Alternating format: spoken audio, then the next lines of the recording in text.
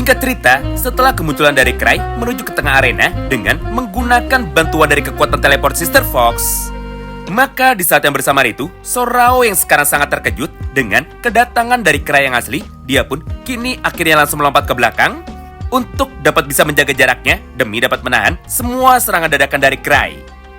Karena pada dasarnya, Sorao sama sekali tidak menyangka jika kecepatan pergerakan dari Cry itu sama sekali tidak bisa diikuti oleh matanya. Apalagi, Sorao juga tidak bisa merasakan adanya mana di dalam tubuh dari Cry. Jadi, gara-gara itulah, Sorao pun sekarang malah dibuat menjadi salah paham. Di mana menurut sudut pandang dari Sorao, Cry adalah orang yang sangat kuat, bahkan jauh lebih kuat daripada dirinya. Mengingat kekuatan dari Cry yang sekarang masih sangatlah misterius. Nah, sementara itu, menyaksikan kejadian tersebut dari kejauhan, para penonton yang ada di dalam arena ini tentu saja kini seketika langsung menjadi sangat terkejut. Karena setelah kabut dan juga debunya sekarang sudah hilang, akibat Sister Fox sudah menariknya keluar dengan menggunakan kekuatannya. Maka di saat yang bersamaan, Raja dari negara Zebruria yang berada di dalam bangku VIP, kini akhirnya dia pun seketika langsung berkata, "Hah? Jadi begini ya? Awalnya aku mengira bahwa Cry sudah pasti dapat dikalahkan oleh Cry KW Super. Tapi ternyata itu adalah rencananya untuk dapat berpura-pura kalah demi dapat memancing ketua dari kelompok rubah ekor 9 supaya dirinya mau keluar. Lalu ketika ketua dari rubah ekor 9 itu sudah keluar, maka Cry Andre kini langsung menggunakan kekuatan teleportnya untuk dapat bisa menghentikannya. Dengan begitu, maka secara otomatis, mulai dari sini, jalannya pertarungan penentuan dari mereka akan berlangsung dengan sangat panjang. Mengingat mereka berdua adalah dua orang terkuat dengan kekuatan yang sama-sama tidak bisa ditebak. Di satu sisi, Cry adalah seorang hunter dengan pertahanan yang absolut.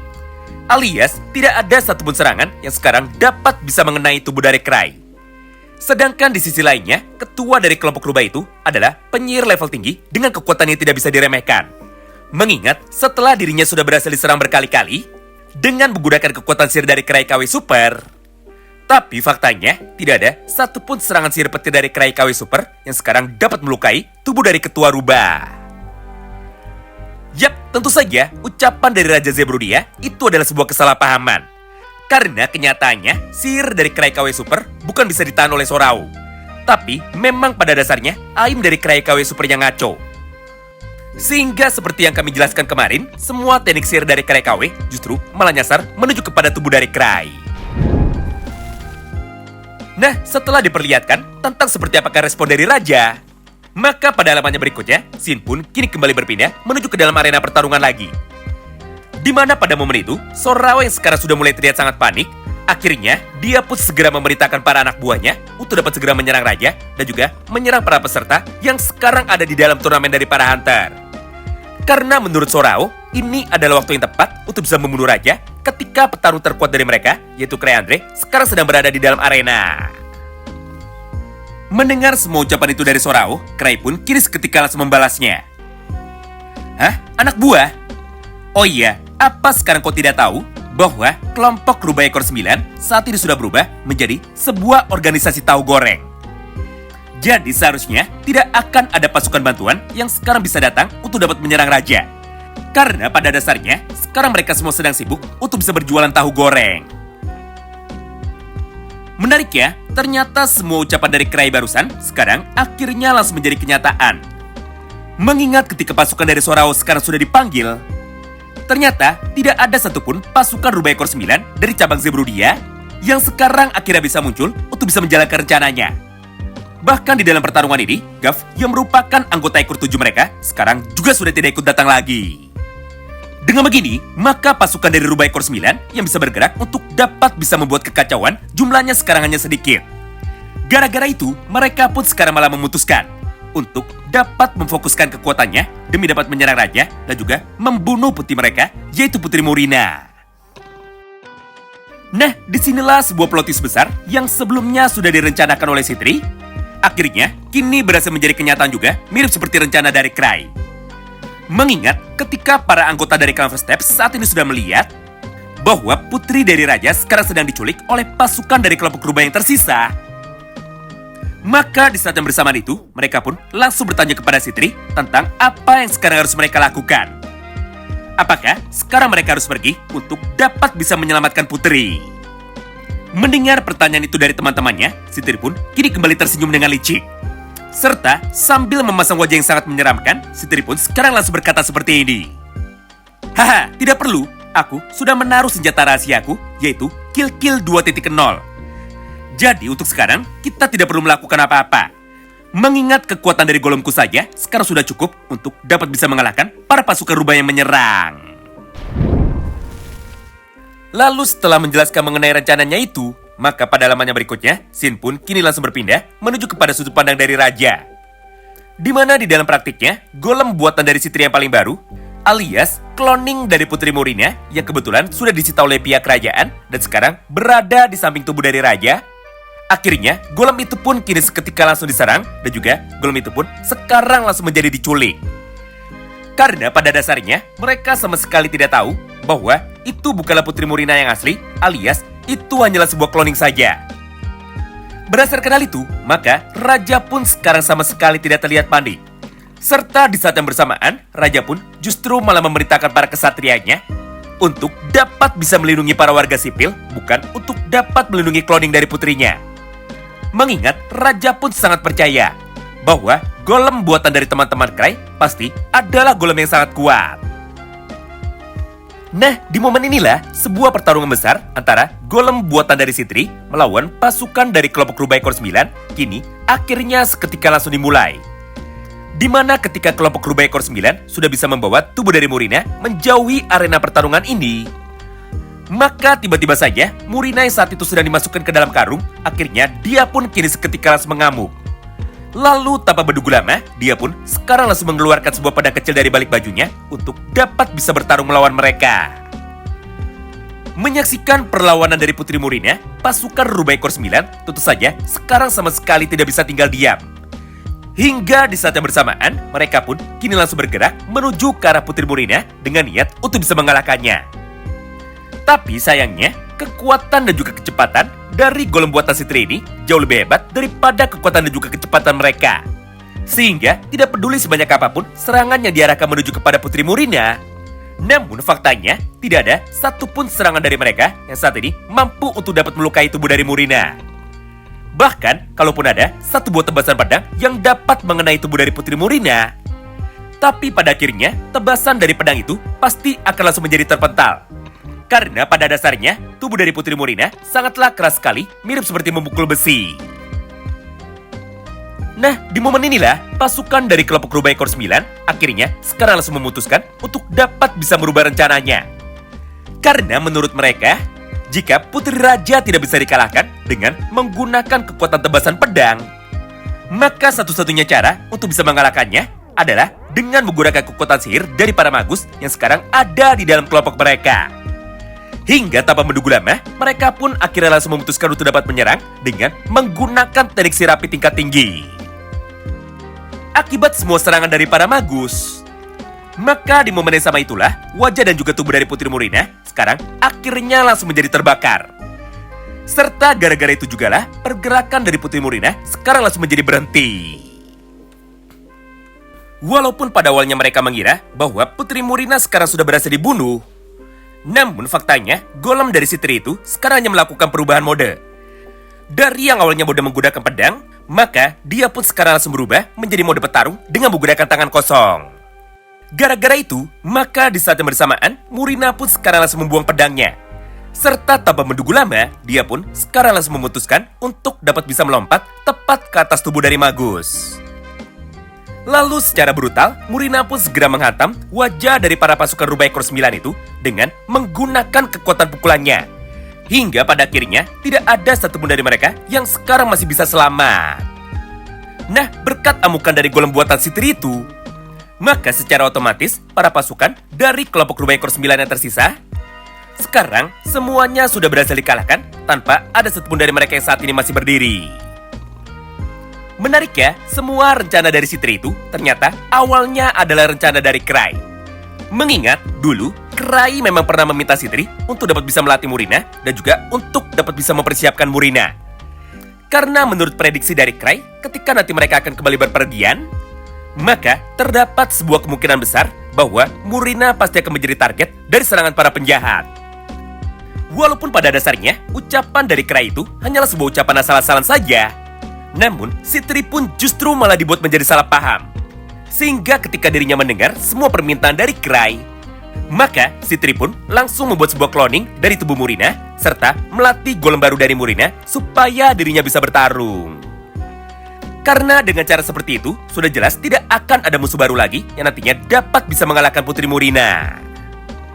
Siapa sangka rencana asal-asalan dari Krai itu justru malah dapat membuat semua pasukan cadangan dari kelompok Rubaikor 9 sekarang akhirnya berhasil dikalahkan. Nah, setelah melihat potongan cerita singkat yang kebetulan saat itu sedang terjadi tepat di tengah penyerangan dari kelompok Rubaikor 9, maka pada kesempatan berikutnya, Shin pun kini langsung berpindah menuju ke dalam pertarungan dari Krai lagi. Di mana pada kesempatan itu, Krai yang sudah berdiri tepat di hadapan dari Sorao, akhirnya dia pun kini segera memberikan perintahnya menuju kepada Krai KW Super lagi untuk dapat bisa menyerang Sorao dengan menggunakan kekuatan petirnya. Karena menurut Krai, dia sekarang sudah berada di depan dari Sorao. Jadi seharusnya jika Krai KW bisa memfokuskan serangannya menuju kepada Sorao, maka Krai asli pun pasti tidak akan terkena teknik sambaran petirnya lagi. Alias Krai KW Super pasti lebih mudah untuk dapat bisa mengincar tubuh dari Sorao. Mendengar semua perintah itu, Krai KW yang sekarang sudah nampak sangat kelelahan akibat kekuatan mananya sudah mulai terkuras, dan juga akibat terkena teknik sihir ledakan dari Sorao, akhirnya dia pun sekarang tanpa pikir panjang, kini langsung mengeluarkan sihir petir geledeknya lagi dengan menggunakan kekuatan penuh, yaitu teknik Greater Thunder dalam kekuatan 1 juta volt.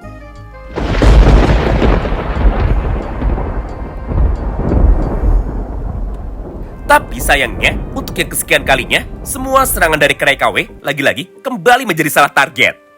Mengingat, walaupun Krai asli sekarang sudah berpindah tempat untuk dapat bisa menghindari semua serangan petir dari Krai KW, namun pada akhirnya, Krai asli pun malah menjadi kembali terkena sebuah teknik sihir petir dari Krai KW dalam kekuatan penuhnya. Sehingga gara-gara itulah, relik Severing dari Krai yang terakhir malah menjadi kembali aktif.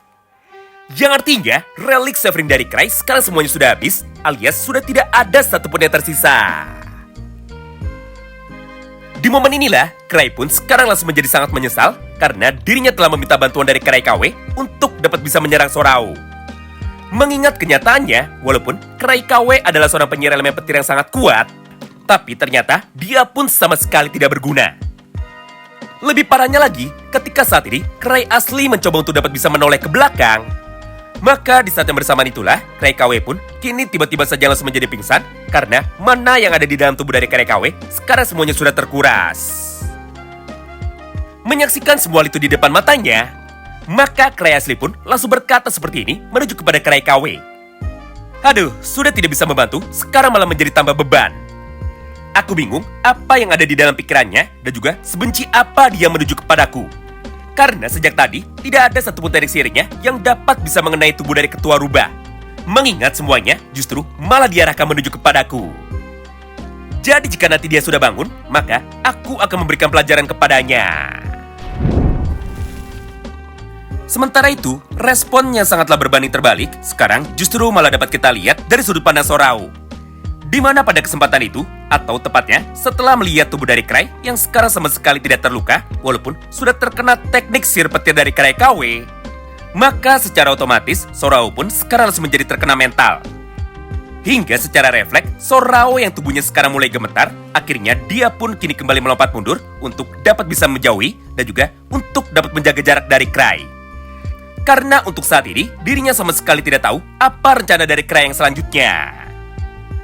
Berdasarkan hal itulah, maka Sorao pun kini seketika langsung memutuskan bahwa dirinya tidak akan bermain-main lagi. Alias, mulai dari sekarang dia akan bertarung dengan serius. Oleh karena itu, maka tanpa menunggu lama, Sorao pun kini segera mengeluarkan sesuatu dari balik bajunya sambil berkata seperti ini kepada Krai. Dengar, aku memiliki sebuah relik pedang terkuat di dunia. Jadi, untuk sekarang, aku akan mengalahkanmu. Dan juga, aku akan menghancurkan dunia ini dengan menggunakan kekuatan relik dari kunci bumi. Lalu, setelah relik pedang kunci bumi itu sudah berhasil dikeluarkan, Maka di saat yang bersamaan, tiba-tiba saja muncullah beberapa tornado tepat di dalam arena pertarungan ini. Serta gara-gara itu, dinding dari Kekai yang ada di dalam arena kini kembali menjadi semakin retak. Menyaksikan semua kejadian itu dari kejauhan, maka Raja dari Zeburudia pun kini langsung menjadi panik. Mengingat dirinya sama sekali tidak menyangka bahwa relik pedang kunci bumi ternyata sekarang malah berada pada ketua dari kelompok rubah. Padahal terakhir mereka lihat, Krai adalah orang yang telah dipercayakan untuk dapat bisa membawa relik pedang kunci bumi itu.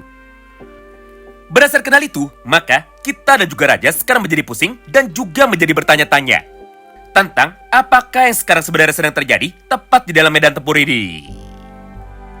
Setelah melihat kekuatan dari relik pedang kunci bumi ini, Krai pun justru malah menjadi tersenyum sambil berkata seperti ini kepada dirinya. Haha, kekuatan yang dikeluarkan oleh relik pedang kunci bumi ini sangatlah imut sekali. Asal kau tahu saja, aku sudah berpengalaman dalam menggunakan relik.